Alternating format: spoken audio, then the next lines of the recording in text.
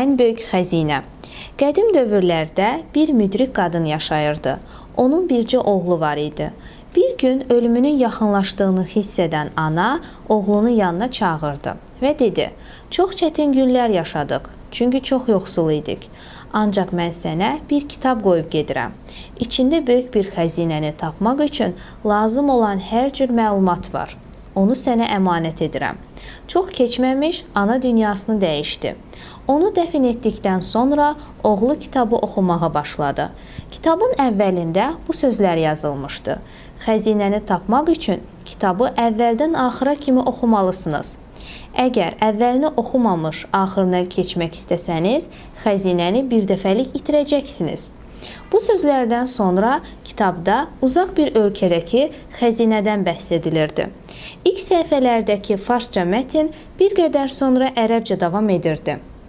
Artıq dünyanın ən varlı adamı olan gənc başqaları bu sirri bilməsinlər deyə kitabı tərcümə etdirmək istəmədi.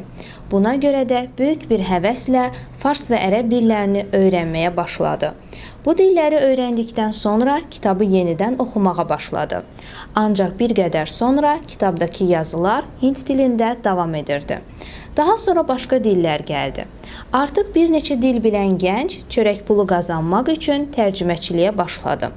Daha sonra kitabda xəzinənin necə idarə olunmasından bəhs edilirdi. Beləliklə gənc iqtisadiyyatı və ticarəti də öyrəndi. Sonrakı səhifələrdə isə qiymətli daşlardan söhbət gedirdi.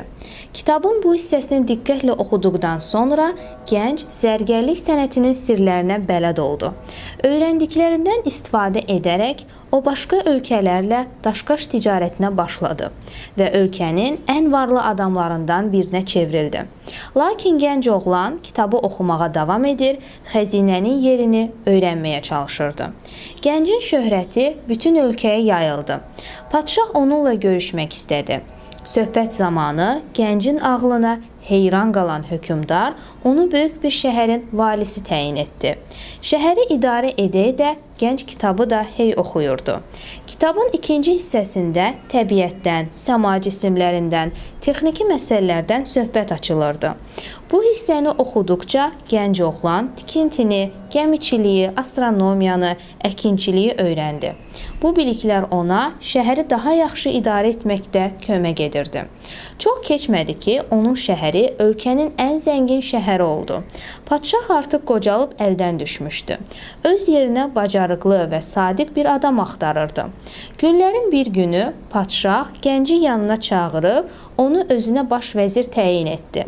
Ağıllı və bilikli gənc bu işin öhdəsindən məharətlə gəlirdi.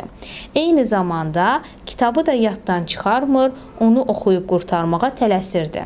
Artıq son səhifəyə çatmışdı. Gənc əlləri əsə-əsə son səhifəni çevirdi.